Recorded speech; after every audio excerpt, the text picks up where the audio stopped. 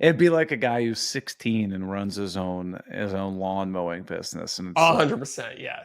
President and director of and founder and founder of Mow4Less.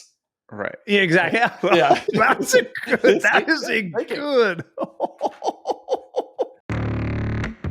Welcome to Off the Cut. Dude, I haven't touched any wood in a long time. And that's why it's covered in plastic. Oh, man. Some X-rated content there. I don't care how long it is. Thoroughly excited. Great for the pocketbook, bad for the environment. Oh, I'm number 3. I like it. Hell yeah. Hell yeah. I'm glad we got the explicit out of the way early. If I'm going to put money into this, it's going to be great. And I guarantee it. Don't forget to spend your Burkle bucks. That was super easy.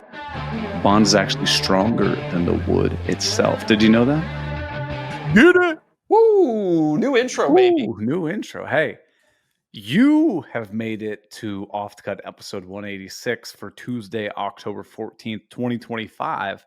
But the two of us barely made it here because unfortunately, Deric's not with us tonight. We are lost without our third co-host. I had no idea how to even trigger the music to play at the beginning of the show. Well, yeah, that's why I felt like we weren't even able to get here. I mean, this podcast is 100% dead weight tonight.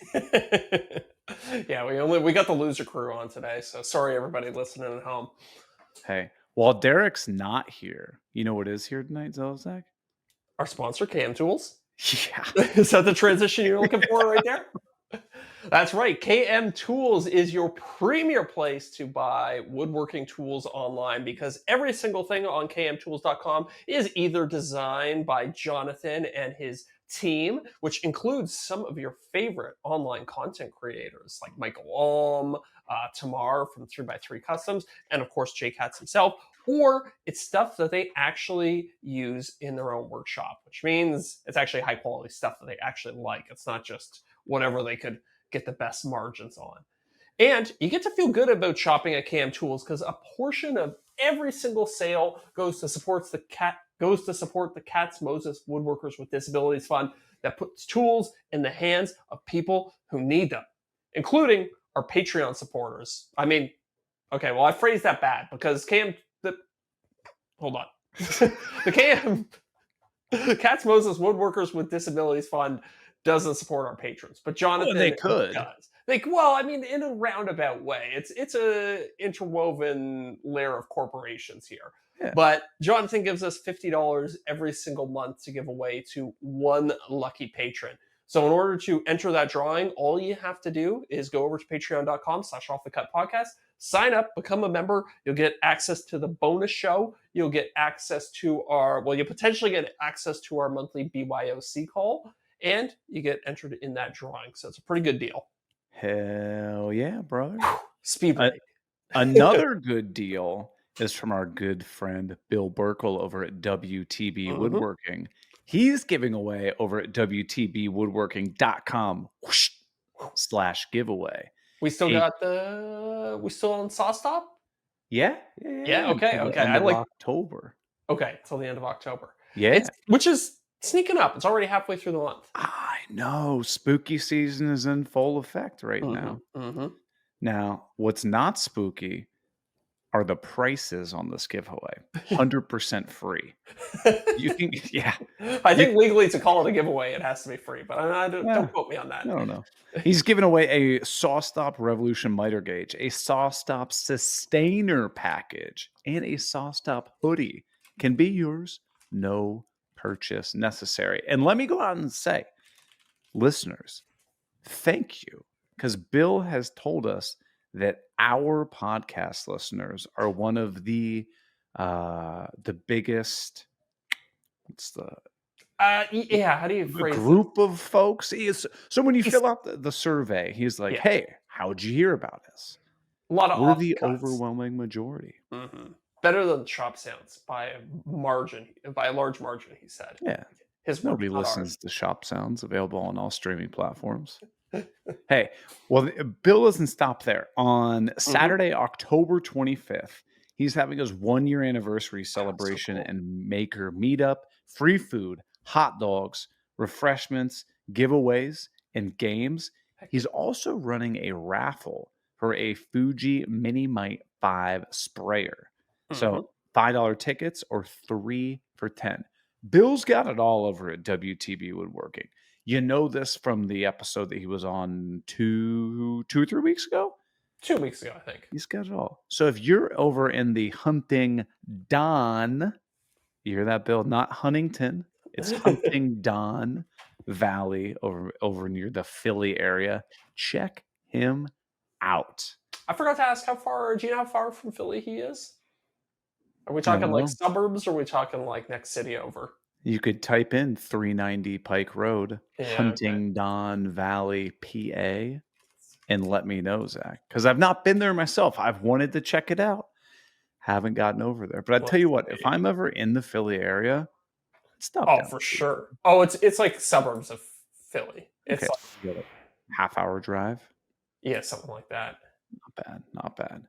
Well, hey, this podcast is also sponsored by Gorilla Glue. Mm-hmm. Goes in the shop. You'll spend hours measuring, cutting, sanding, getting everything dialed in perfectly.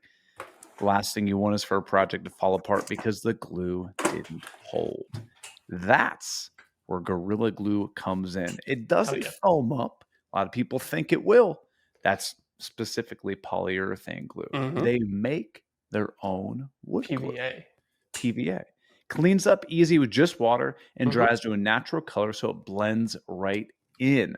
Heck yeah. Plus, strength is no joke. The bond's actually stronger than wood itself. And while we're at it, I actually just got some in the mail.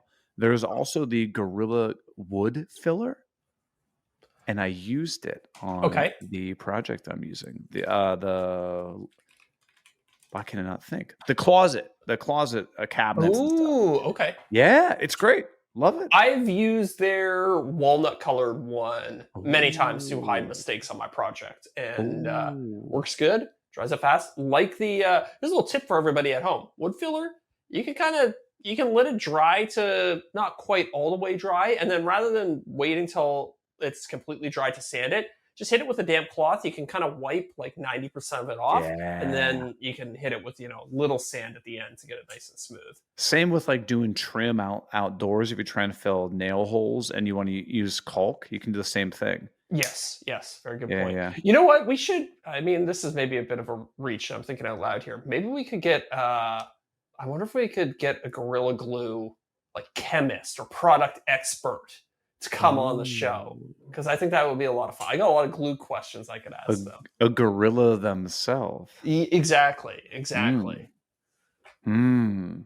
Do you think they call the headquarter like the enclosure or something like that? The gorilla enclosure? Oh, I don't know. So let me finish this and then I'll go to a different we'll move on. Yeah, so at the end of the day, Gorilla products are strong enough for the pros, simple enough for the beginners, and no matter what we're building, every bond is built by you and backed by Gorilla. Hell yeah.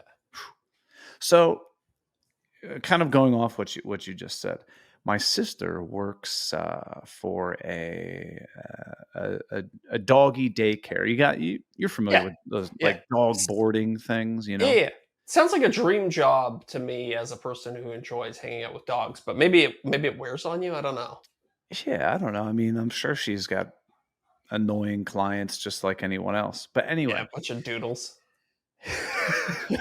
No one like that. Don't start throwing certain dog breeds under the bus.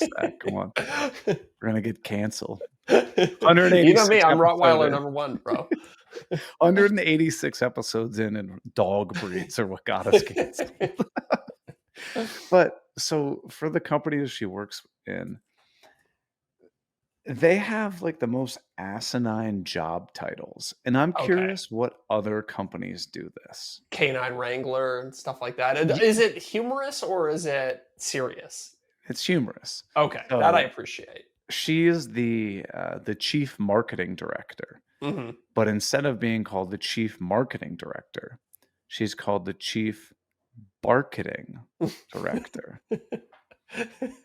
That's got to be. I applaud the humor of it. It's nice when people bring a little bit of levity into the workplace. But does that screw you when you go to a job interview and you're applying to PepsiCo and you're like, yeah, I was the chief marketing officer, Like, and you have I to say it mean, with a straight face?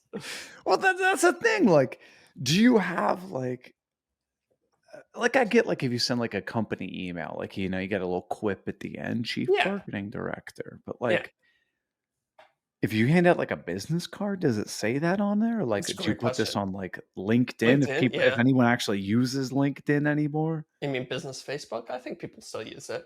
you think so? Not people in our profession, but I think people on the more corporate side of things. Yeah.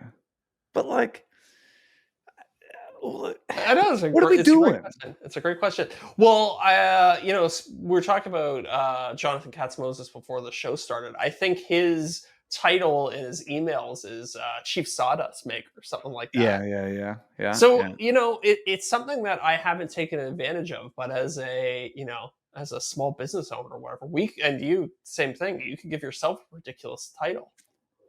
Yeah, that's true. But like, I don't know. I feel like as a solopreneur, why do I Mhm. need a title? It's true. It's true. You know what's nothing is worse than the guy who's a Oh, solopreneur, and it says like CEO in his business title yeah. or something like Get that. And you're out like, of here. come on, dude. You can't claim CEO valor until you have at least 100 employees. Right. It'd be like a guy who's 16 and runs his own lawn mowing business, and it's like 100%, yeah. it's like President and director and of and founder. and founder of Mow4Less. Right. Yeah, exactly. Yeah. That's a good. That See? is a Thank you. good. That might be the show title. Mow4Less. There's no pun, which I wish Oh. I had thought of. I was that fast on my feet, but you do the best with what you got. You've heard that one before, but it's good. Oh, that one got me. I needed that today. I needed some levity. hmm Oh hmm man. Long day. Oh, buddy.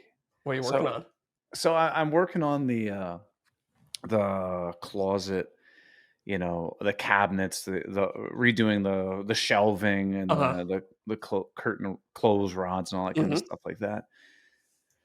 Dude, so first off, this is a good problem to have. So, I call my plywood dealer, which this is like one of these ones that's like a complete warehouse, no Okay. storefront. Like, Okay. you got to call this guy. You got to know exactly what you want. There is no catalog. Yeah. They're So you B2B. right. Yeah. When you call, they're like, "How many pallets do you want?" And you're like, "Well, I want like 20 sheets of this." And they're like, "Oh." Okay. So I call him and I'm like, "Yeah, I just want like pre-finished, both sides, 3/4 inch, import birch." And he's like, clickety clack. It's like, all right, it's gonna be like $800 or whatever. It's a good deal. It's like Yeah. $55 a sheet Yeah. for nice plywood. I would be very happy for pre-finished too. I'd be Right. very happy to get those prices. And so then I'm like, well, actually, I was like, oh, just out of curiosity, what would maple cost me? So maple was like double the price. Oh, okay. Being that it's a closet, I was like, the birch will be just fine, right? Well, I challenge anybody listening to this show, go into your bedroom, set the lighting to 25% max You won't. brightness. Tell me if you can tell the difference between a sheet of birch and a sheet of maple at the back of your closet. No one. No one could. No one could. It's impossible. The only reason I was intrigued in it was because I'm using hardwood edge banding and it's maple, so I was like, oh, it might just match a little better. But Oh yeah. All right, fair enough. Whatever. So he's like, oh, it's going to be like double the price. I'm like, forget it. I'll go with just the import birch. Well, I used this import birch when I did my whole miter saw station thing, Okay. So I don't know. It was a boatload of sheets, right? Like Yeah. 15 sheets or something. I don't know. And so I was like, oh, it's really good stuff. No problem. Gonna pick up some more. So I got a Ranger as the truck. Mm-hmm. What's the And weight capacity of a Ranger? that's like 2,000 pounds in the bed or something. Oh, that's pretty good. Okay. All That's right. not bad. And So for anybody who doesn't know, with smaller pickup trucks like a Ranger, a Tacoma, Colorado, anything like that, to fit plywood in the back, same with the Jeep Gladiator, it doesn't fit between the wheel wells. Yeah, you're up on top, right? So you're up on top.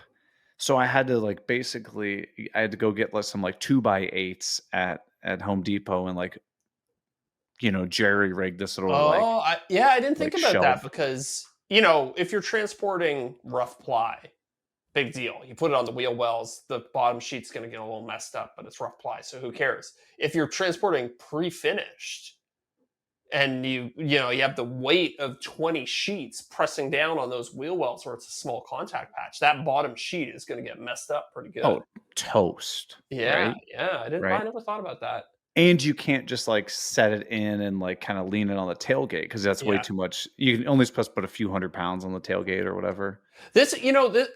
Sorry to interrupt. No. I have wanted a truck for a long time. This used to happen to me all the time. No company will say what the tailgate is rated for. I just want them to say, it's good for 400 pounds. It's good for 500 pounds. Don't exceed that. Because I was always left guessing. And a lot of the time, when I was doing the home construction stuff, I stacked 20 sheets of plywood on the tailgate and be like, I hope it makes it. Right, because it's easier to do that than wrap a bajillion straps around it, laying the tailgate flat, hoping it doesn't come off. Or, God forbid, take multiple trips. Oh, yeah, you're not doing that. Right? Yeah. So, they're like, what if you and your buddies are around tailgating something and, you both weigh about 200 pounds or so? Is that too much on the tailgate? Mm-hmm. True. History would show no. But it'd be nice to know what is the rating, and none of them will tell you. Yeah. I think it probably has to do with okay, you got a sheet of plywood or whatever. 3/4 of the weight is in the bed, and only 1/4 of the weight is on the tailgate itself. Yeah. It's kind of like the weight distribution, but that's fancy math that I don't trust myself to do. No, it's been too long for me to do that. But so I got him okay, I'm picking up tons of plywood. I got to jerry rig this whole thing. So you're essentially making you're raising the bed up so that it's more or less flush with those wheel wells. Kind of like a tic-tac-toe board, if you will. Tic-tac-toe board.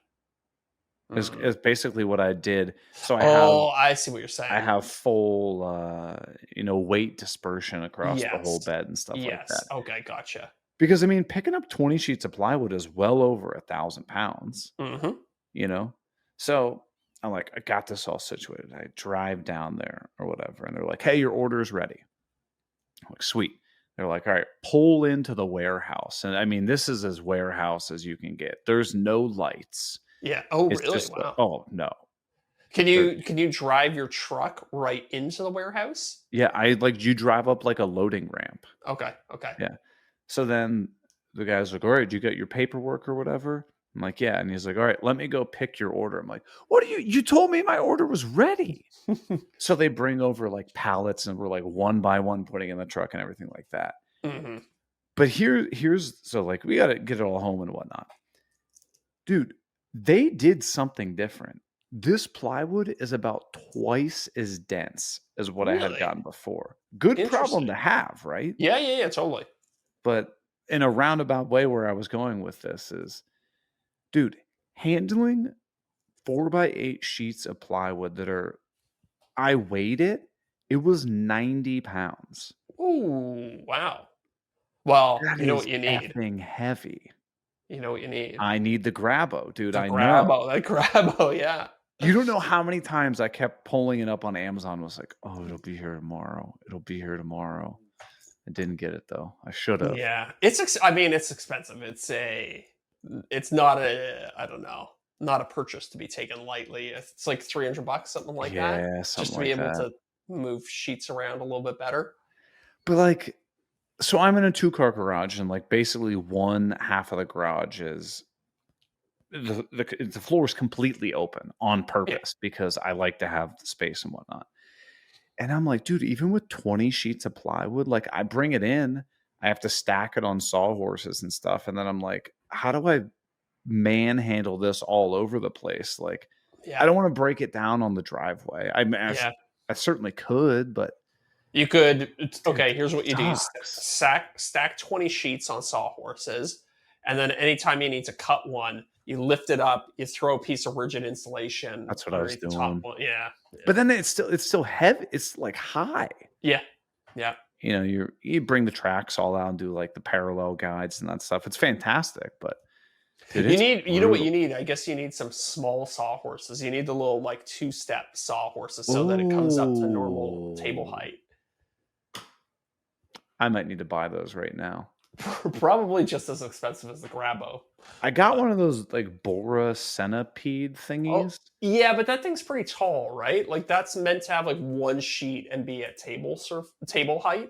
Well, see, what made it even worse was, I did a thing for them a while back, and they're like, "You seem pretty tall. Do you want the extra tall one?" I said, "Oh yeah, that'd be great." Yeah. Little did I know that the only time I would use this is when I'm breaking down just stacks of plywood. Do you like that Bora thing? Is it Love good? Okay. I used one, but it was not the new one. They redesigned it at a certain point. Oh, okay. And I used like a first generation one, and I effing hated it. It was the worst thing I've ever used. But tell me what pissed you off about it. It's got like, so for people who've never seen it before, it's like a folding table that's made up of a bunch of posts, essentially. Yeah. And they're on pivots, and it can fold up and unfold. And the one that I was using, there was like a cap. There's caps in the corner that the posts go into. Okay. Those caps were not fixed to it. So you kind of had to unfold it and then put the posts into the corner caps, if that makes sense. And then you would get one in, and then you would go to the other side to put the other one in, and the one you just did a second ago would pop out, and you'd start swearing. It was really that sucks. No, I never had that. I never had that issue. I think that's a first generation versus second generation thing. It's definitely possible. Yeah, I need some short sawhorses or something. Yeah, I have little 2-step ones. They're great. Okay. Yeah. Do you remember what brand they are? Or like cut a 2-step sawhorse? 2-step sawhorse. Let me see. Like a little giant thing. Yeah, a little giant. I'm not familiar with. Oh, Featherlight is the brand here, but this might just be a Canadian brand. Yeah, Featherlight. I have a bunch of Featherlight ones. $130 each Canadian. So that's not bad. It almost looks like it's like basically a step stool. Yeah, pretty much. Okay.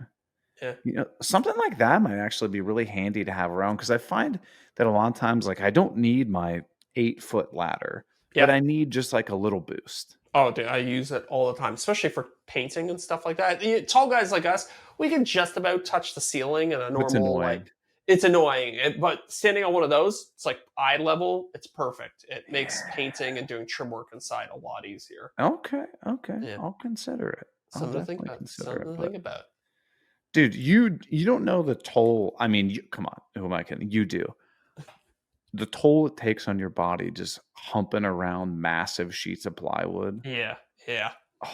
Plywood, like Baltic birch dense plywood, might be the worst. Right. No. Same with, like an MDF and like stuff like that, where it's I was going to say, I think, heavy. Yeah, MDF is probably the worst. Like you get like, have you ever moved a 3/4 sheet of MDF? You ever moved a 1-inch sheet of MDF? No, I don't think so. Awful. That would be, yeah. I used to hump 5/8 drywall all the time around on job sites. Oh, don't tell me it's the fire rated one. The fire rated one, and the fire rated one is denser. It has less air in it. So not only is it a little bit thicker, but it's also it's also heavier by area. That's awful. But dude, there were times where we'd be working on a job site and we would just get 300 of those delivered in the morning. It's like, okay, 100 got to go in the basement, 100 go on the second floor, 100 go on the third floor. And that's going to be our day, is just going to be moving these sheets up around the job site. And it's not like you can do it with a fork. I mean, you might be able to get a forklift like closer to the garage or something. Sometimes we would do crazy stuff where we get like a truck with a boom arm to like lift it up, and then you try and take it in like a second story window or something like that. But it's those Often you probably spend just as much time jerry rigging that as you would just, all right, 100%. boys, grab the 100%. sheets, let's go. That was always a piss off of mine too when I was working on jobs, like because invariably there's some smart guy there who's like, well, if we set up a winch and we had one guy up top, we had another guy, and then we used the power of leverage and the Pythagorean theorem to like get it into this window. It's like, dude, just shut up, pick up a piece of drywall and start humping it. Yeah, just go. Because the time you spend trying to like, you get everybody around in a circle trying to figure out the most efficient way to do it. It's like, if you had just started taking them from the second they were dropped off, you would have already been done by now. Right. Yeah. And it's amazing when you're like, I mean, okay, this project inherently is just like some large cabinets, right? It's easy. It's boxes. They're going to be pocket holed together, like, no problem. Oh, dude, it's like every cut you make, you're like, okay, I gotta move this massive sheet, and now I gotta rip this. Okay, now I gotta cross cut it, and like that's an ordeal. It's not just like rip it on the. You're not doing this on the table saw. No, definitely not. How many times have you cut a piece, taken it up, test fit it in the closet, only to realize something's wrong with it? Had to carry it back down, recut it. That's what I'm saying. Yeah, it's terrible. Do you have the room you're working in? Is it like free of stuff? Could you set up your sawhorses in there and like do no? You can cut one sheet at a time with the track saw in the room. Yeah, Yeah, it's terrible. Well, yeah, it's sucks. Terrible. And this is the exact reason I'm not doing a video on this project. Yeah, fair enough, man. Fair enough. I'm doing some like kind of behind the scenes stuff on Patreon, just like real impromptu, just kind of like holding the camera up, like filming yourself, talking about what you're doing and stuff like that. It's like that stuff, it just gets so in the way, and I just want to be done with the damn thing. I hear you, dude. I hear you. I've been working on the car a little bit and not filming in it. It's nice to work on something. Nice. Not film it. It's Pop a book in. It's amazing how fast you can get work done. Yeah, it's and there is something about the because when you're filming something, you're always stopping and starting. It's never straight ahead, right? No.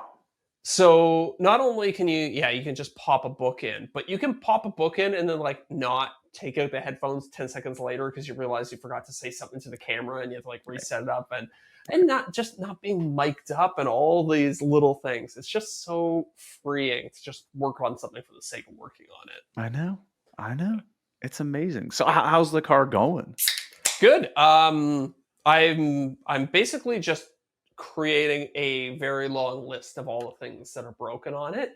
Ooh. And then either ordering. The nice thing about like a car is that if something's broken, you can usually just find a replacement for it.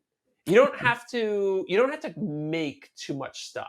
You know what I mean? Like there's not a lot of like, oh, I had to like make a 3D printed part that fits in here. It's like I could do that, or I could just go on a website that has like an exploded diagram of all the part numbers. I could find that part. Some company reproduces it, and I can order it and have it here in a week or something like that. Give me part 457XJ. Exactly. Done. Exactly. Now, sometimes finding those parts is quite challenging. Yeah. I had this like obscure bolt for the sunroof top that I had to order from Germany, and I ended up spending $50 for a single bolt. Yeah. So sometimes it can be a little annoying, and just finding somebody who still had it in stock after all these years. But other things, it's like some companies now remanufacturing the door handles, so you can just buy a new door handle for $20. It's like, oh, great, cool, done. Yeah. So now, that aspect is fun. Where do you draw the line on a project like this? So what I mean is like, okay, obviously you want this thing to run and be drivable, drivable, safe, right? Yeah. Where are you going to draw the line as far as like, let's say the interior door handle has a scratch, but it still functions. Sure. I think, and that's kind of like I'm making this list of things that need to be done on it. And there's definitely a hierarchy. And the hierarchy isn't necessarily like, if I see like a little trim piece or something like that that's scratched, and I go online and I can buy a new one for $5. Sure. I'll just buy a new one. Like but if it's something that's out of, that's not manufactured anymore, or it's annoyingly expensive, it's like, maybe I leave that one for a little while.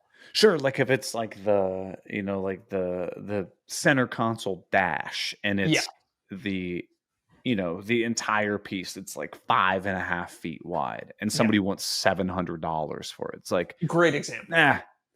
Because it's a great example, because my dash has a crack in it because Okay.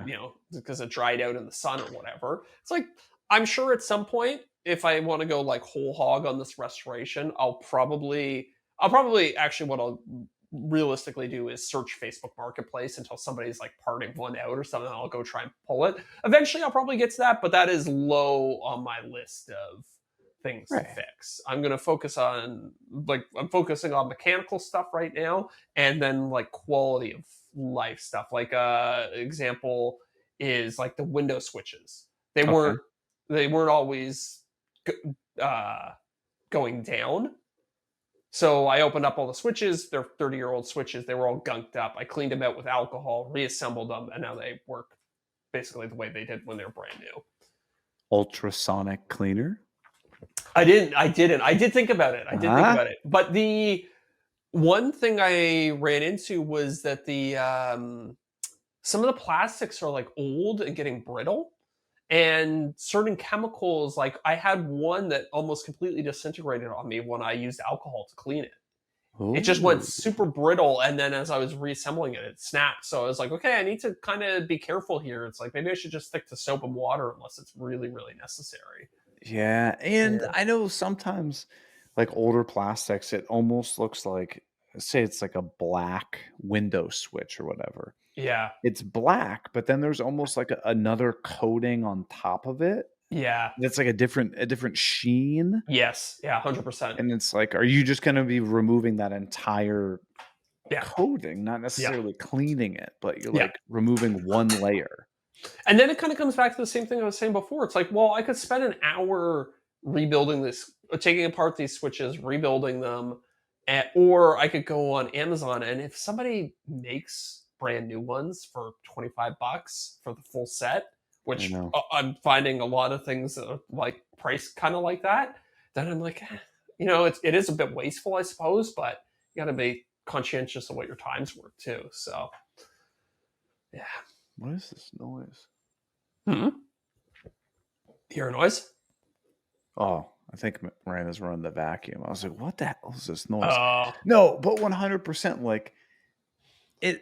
I don't think you're under any illusion that this car is going to be 100% original. Like, there are going to be no aftermarket parts, right? Like, that's not your goal. Yeah, I'm not trying to do like a purist thing or something like that. And there's tons of stuff where I'm like, it'd be nice to fix this thing one day, but like the paint, it's like paint's not in great shape. It's looks fine from 20 feet away. So I'll probably rock this paint job for the next, I don't know, 2 to 5 years. And then, maybe if I get a big sponsorship check or something like that, I'll have it repainted. But I'm very accepting that it's not going to be perfect for a long time, if ever. Yeah. What year did you say it was again? 1990. Nice. Good year. Yeah. Good year. I wanted to get one that was my birth year, but didn't end up working out that way. So what's the long-term plan? Like, is this one of these cars you're like, I want to have this as like a hobby thing for years and years and years? Like, yeah, I think ideally I would like to just keep working on this project and potentially keep it forever. Okay. So the goal isn't like fix this up in 18 months and then try to sell it for a profit. No, I don't think so. Do you think hypothetically, you go through and you fix all things that need to be fixed? Do you think you could turn a profit on it? No, I don't think so. I think the only way you could turn a profit on it is if you like very strategically address certain issues. Because I don't know, like to do everything right will be very time consuming and very expensive. And for not much, like there's so many things that like a prospective buyer might like not really care about that you could spend just an absolute crap ton of money trying to fix. Like what? I'm trying to think of a good example. like a lot of the body work and stuff like that, like people buying a 30-year-old car, they're like, it's not gonna be perfect. But if you wanted to Sure. like really restore it to showroom condition, you're talking probably, I don't know, anywhere from 5 to 10 grand, right? So I see what you're getting. So like somebody like completely repaint it, smooth out all the body work, like yes, flawless. Looks like it just It- came out of the factory. it's not then going to sell for 5 to 10 grand more. It's probably going to sell for, I don't know, 2 to 5 grand more. Sure. So you don't get a return on investment on that. Yeah. No, obviously if like the car didn't run and like you refurbed the engine and like now it's running, it's screaming, it's like, okay, you probably get a return on investment there. I think that would be the type of spot, that would be the type of thing where you'd be the most likely to make money, is to take something that's not running or has some major mechanical issue that's annoying or maybe hard to fix, but not actually that expensive. Okay. Yeah. Now let me ask you this. Mm-hmm. You and I are both aligned that like, getting a Chinese knockoff door switch or a handle or whatever, like that's cool. Wheels. Do you gotta keep the original rims? I'm not so much of a purist. I don't know. It would have to be, I wouldn't like, I'm not going to put it on like 20-inch spinners or anything like that. You know what I mean? Like, yeah. It's funny you should bring up China, because I've been, there's a lot of companies on Alibaba that will make wheels to your spec. So you can send them a photo, say like, I want replicas of these specific wheels.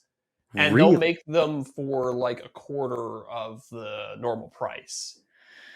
Oh, see, this gives me pause, because this is the backbone of what your car is riding. Yeah. Like a cracked wheel is no joke if you're going down the highway. Right? No. But, okay, so here, and I'm of two minds on this. So the counter argument to that is that these companies that you contact with on Alibaba, they're making wheels currently for all the big North American brands. Like they're a supplier for a lot of the North American brands, big brands that you probably would trust, but they're just doing this in like a back market, gray market type of way.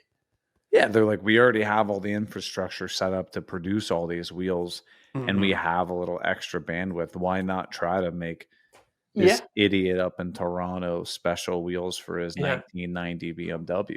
Yeah. Well, clearly they have all the design files, because you can just say like, hey, I want this style wheel. And they'll be like, okay, we'll spin it up. So I don't know. I would be a little hesitant to do it, as I'm not educated enough to know like what's a quality wheel and what isn't.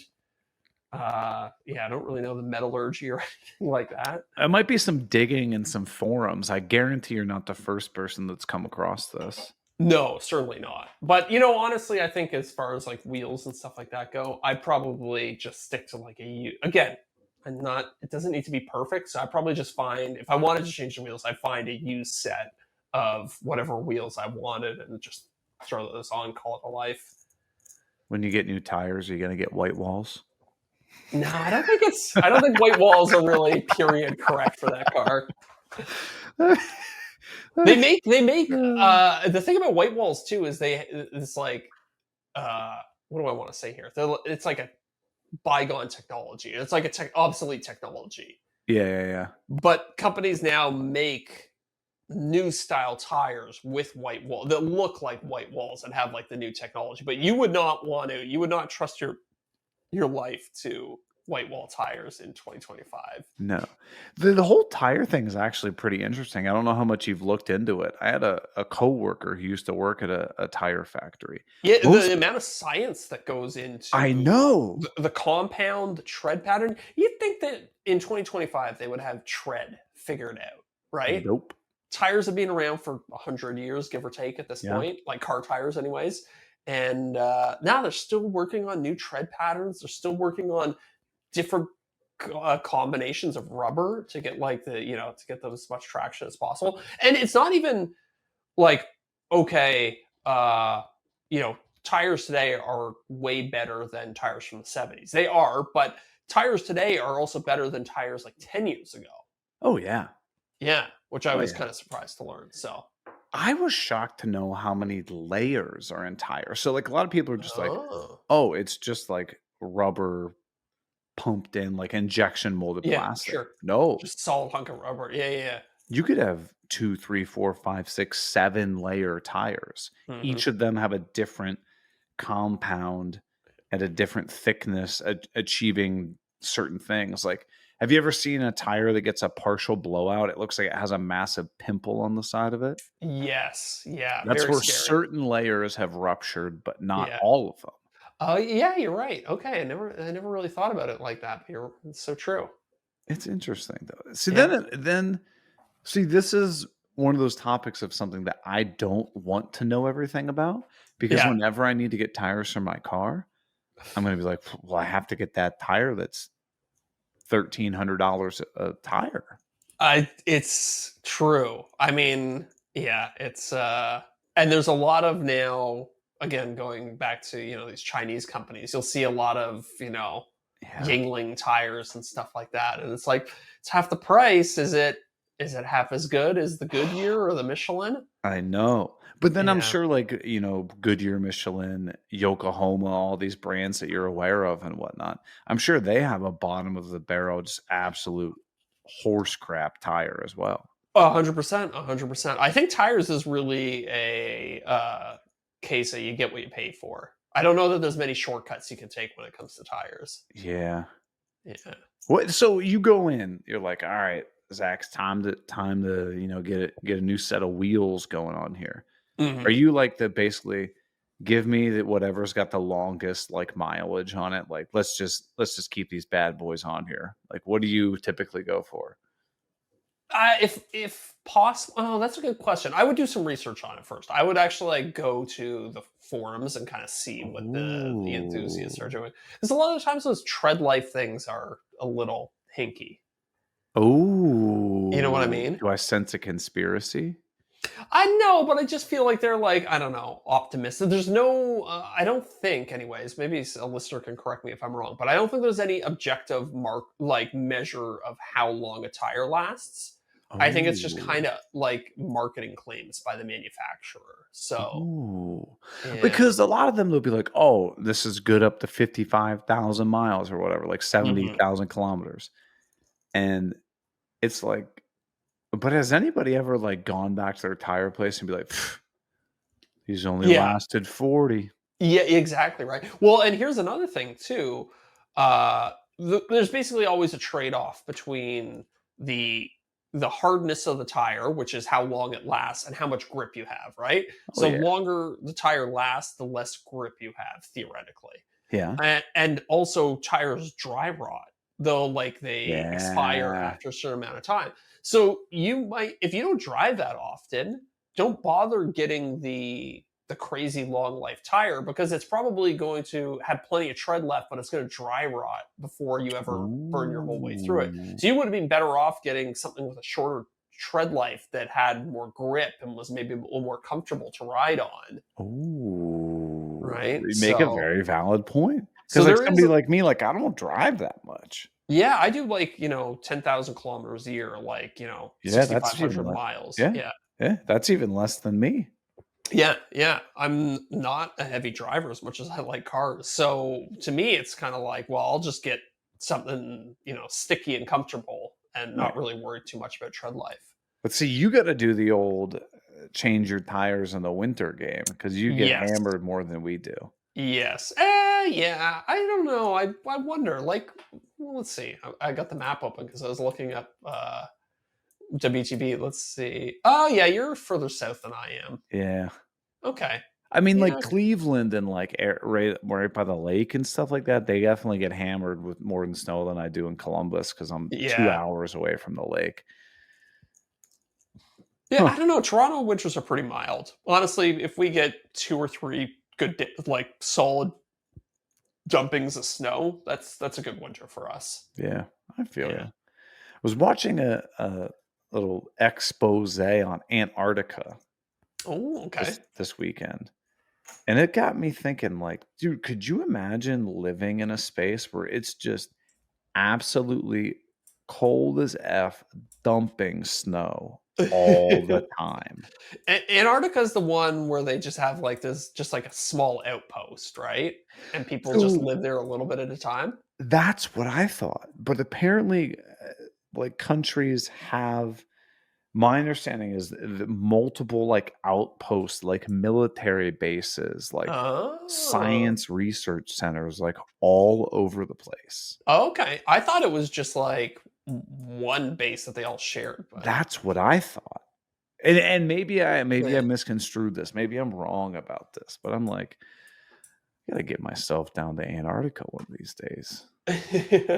I think it's an expensive trip. I think you have to go all the way to the bottom of Argentina and then like take a boat or something. Yeah, I think you're right. That's crazy. But in this little expose, I saw like planes and stuff going down there. Hmm. So someone's flying. Okay. Okay. Maybe Yeah. you're Yeah. just not flying Southwest down there or something. I don't know.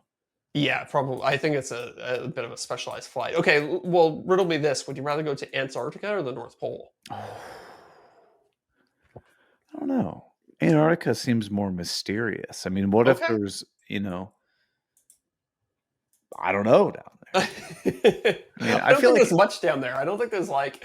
that's I what don't they think. want you to think. That's Well, what the true. Fair government enough. wants you to think. Sure. Like, Well, you get down there and you realize there's a big ice wall, and that's the end yeah, of the that's what flat I'm Earth. talking about. It's the ice wall. That's why you're not allowed down there. You get too close to the ice wall, the military offs you. True. You start asking too many questions, you get too close to the bottom.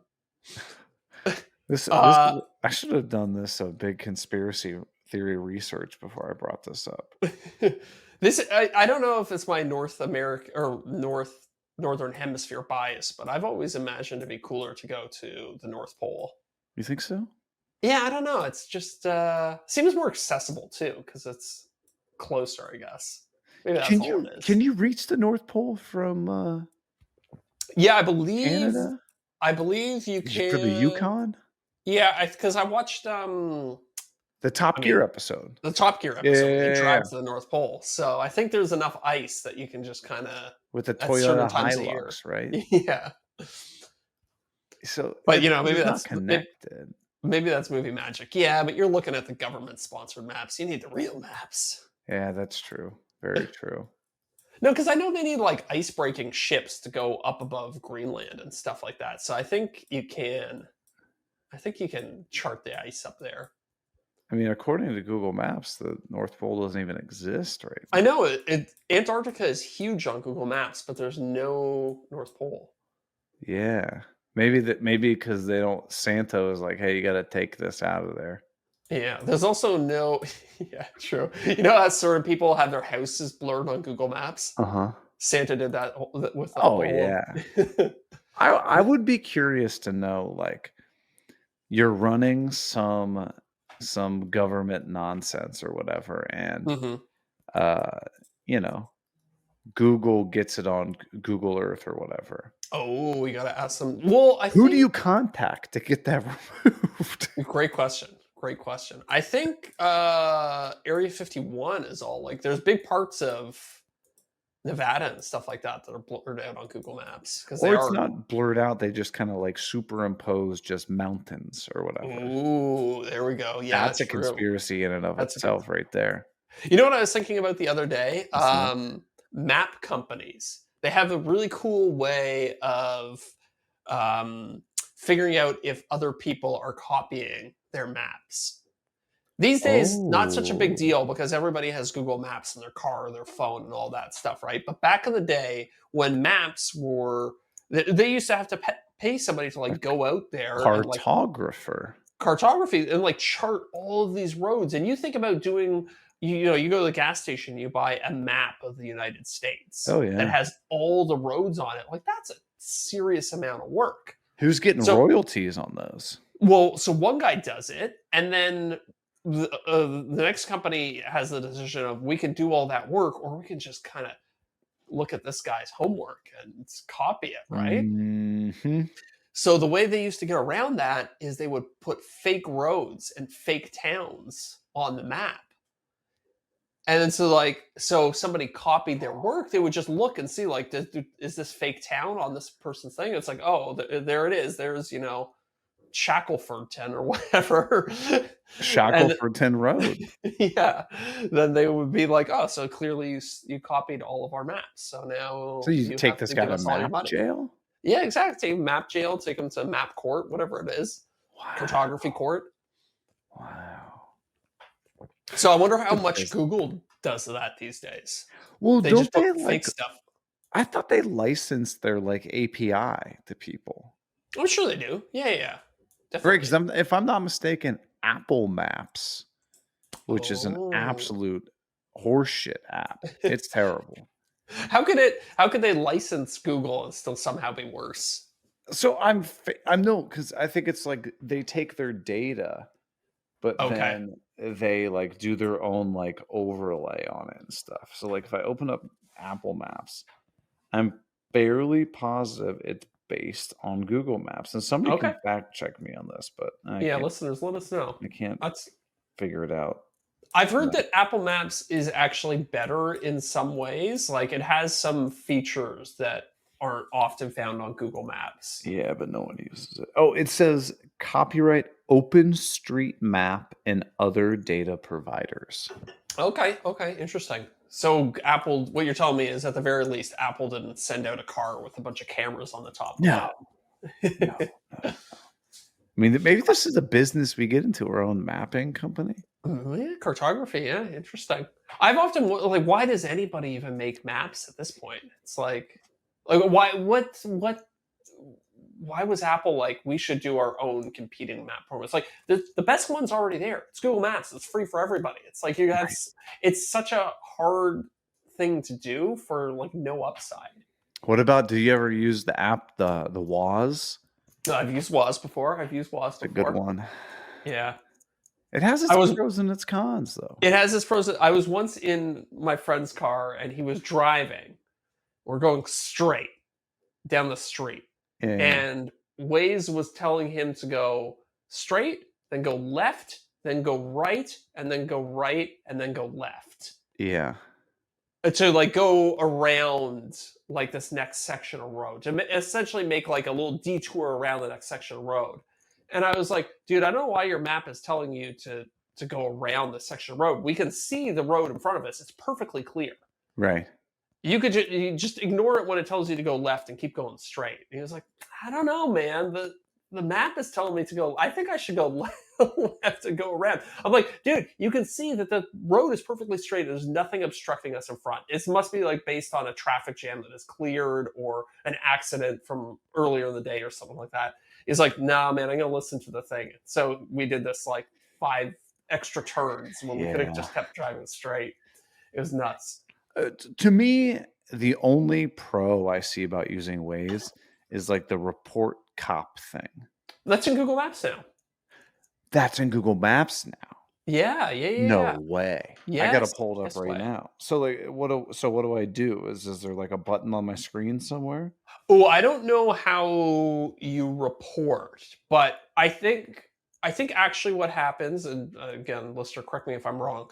I think because Google bought Waze at a certain point, so I think Google takes the information from Waze and relays it to Google Maps. So I don't know if you can report, but you'll definitely get alerted if there is a police officer. You can. On the bottom, I was going to show my phone screen, but then I realized it would have my address, and we don't need to do that. On the very bottom of like when you go to directions, so you have like the magnifying glass, you have like the how many minutes, you got the different turns, the exit button. There's a little orange triangle. If you hit that, you can report police and lane closure, dude. Okay. Mark my words, Waze gone, dead to me. Done. It's done. Whatever it was 10 15 years ago, I started using Google Maps for everything. Never looked back. Never went back. Yeah, I don't even use I've never had a car where I've used the built-in navigation over Google Maps. Well, no, because you're not a psychopath. I know, but I'm just saying, like it's peak. There's nothing better to me. If I will go on record, if you're someone who uses the built-in navigation app on your car Even if When- you have like a 2025 car. Right. The only exception is if you don't have CarPlay. But even then, Yeah. look the Then map you- up on your phone and just put in a cup holder. If you don't have CarPlay, then you bought the wrong car. Right. Well, if it's an older car, we got a 2010 Honda Fit, but let me tell you, that son of a gun does not have navigation in it. No, what you have is a phone mount, and then you put your phone where Exactly. you can see it. Yeah, Exactly. Yeah. Oh, But you're good. I will go on record. If you have the ability to use your phone or CarPlay, and you're still electing to use the built-in maps crazy. on your car, you're a psychopath. Yeah, agreed. They haven't been updated in 15 years. So long. You have to type in oh, the address letter by letter. yeah. Okay, so this is again, this is kind of what I was talking about. Like, why do car companies even? Why do they make their own maps? Or I'm sure maybe they're licensing it from Google and then putting their own skin over it or whatever. Why? Don't pay that person. Make the car cheaper. Yeah, make the car. Yeah. Make the whatever the cost is to develop all those maps. Spread that out over all the cars. Reduce the price by $5 or whatever. Right?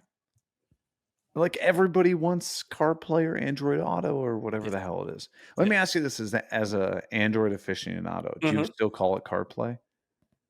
Yeah, sometimes I'll say Android Auto CarPlay is kind of interchangeable in my mind. Just means connect your. But although you know what, some cars will only do one. I remember looking at our car. It didn't do. It only did Apple CarPlay up until like the model year, like 2019 or something like that, and then they adopted the support for Android Auto. But in the last 5 years, I would assume most cars would have both by now. I think so. I think it's the rare exception that doesn't at this point. I think, yeah, you'd be again crazy not to get a car with support for that. I know. I have a feeling that I'm going to be forced into upgrading my phone. Yeah. I'm the guy who I would say it's a personality style of mine. I take pride in knowing that I've got the old ass phone, right? Yeah. iPhone You didn't give Steve 12. Jobs another $1,000 this year? No. iPhone 12 mini, baby. That's pretty good. So we're like I think 5 years behind.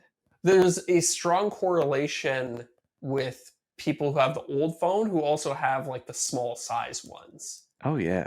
You know what I mean? Like the people who have big phones, they upgrade every year, but the people with small phones tend to keep them for a while. Yeah. But I think I might have to upgrade because you got a cracked screen. The cracked screen ain't stopping me. I've had a cracked screen for years. I've noticed that like charging will get funky. Like I'll plug the cord in and like sometimes it's just gets funky and like I'll take like a piece of paper, a little what's the paper clip? Yeah, like get lint and dust and stuff like that out. But I was driving this weekend and CarPlay just kept going in and out, in and out, in and out. So yours doesn't have the wireless CarPlay? No, you had to connect the cord for it. Okay, yeah. Okay. And so I'm like, all right, maybe there's something wrong with the car or whatever. I get home, I put Miranda's phone in, works just no problem.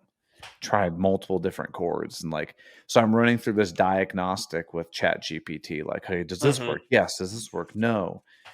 And we came to the conclusion through ChatGPT that they think one of the pins in my lightning connector is just busted, because even if I plug my phone into my computer won't recognize it. It'll charge it, but it won't recognize it. Yeah, you probably, because there's 2 pins for charging, and then there's like, I don't know, 10 pins for all the data connections. And there's probably just one bad pin. Yeah. Because my car will recognize it. Like it'll be like, hey, do you want to do CarPlay? And you're like, yeah. And then you press it, nothing. And it also will see it as like a USB source. Like I can listen to music and stuff through USB. Yes. And yeah. That's weird. Interesting. Wait, I saw. Go ahead. I was there are shops that you can take it to that will replace your USB or your lightning port. It's 5 years old. Yeah. Well, I mean, how committed to the bit are you? I don't know. Yeah, maybe you're right. Maybe I honestly, it probably may not be that hard to do Yeah, it. maybe you do it yourself too. I had a It's probably friend. soldered though. Yeah, you'd for sure need to solder it. Although maybe you might be able to. I think there's like a little board that handles charging, so you might just be able to replace that entire board, and then I think Look it's it just up. connecting a rubbing kit. I'll Yeah, look look it it up. I had a friend who the same thing happened to him, but the USB port just completely died, and he's like, I guess I'm just gonna have to wireless charge my phone from now on. $49 from iFixit. There you go. Now we're talking. Oh, Is that for the whole thing? iPhone the chart. whole assembly? Now we're talking. Now, okay. If you had an iPhone 12, it would only be like $15. Maybe that's what I think. I don't know. Do you have a 12 or sorry? Did you say 12 or 13? I thought you 12. said- Maybe I'm looking at the wrong thing. I found one on Amazon for. Is this charging port replacement? Oh, this is for not a mini. This is for a Pro. But you'd think the mini would be cheaper. You could actually probably do this relatively easily. Looking at this, I think you could do this in like 30 minutes. I see this whole assembly, and it's just a ribbon cable that just gets pushed in. Yeah. And I know if you buy from iFixit, listen, I know that they kill you on the price and stuff like that. Yeah, I think iFixit's the premium. They might be using real Apple parts in their defense, but like I'm looking at them on Amazon, and they're like $15, $16. Yeah, and though, okay, well maybe I'll just do that. Because I mean, like, listen, if it's $15 and it doesn't work, like, whatever. Yeah. And then I'll just go on iFixit and find their manual and do it myself. Here we go.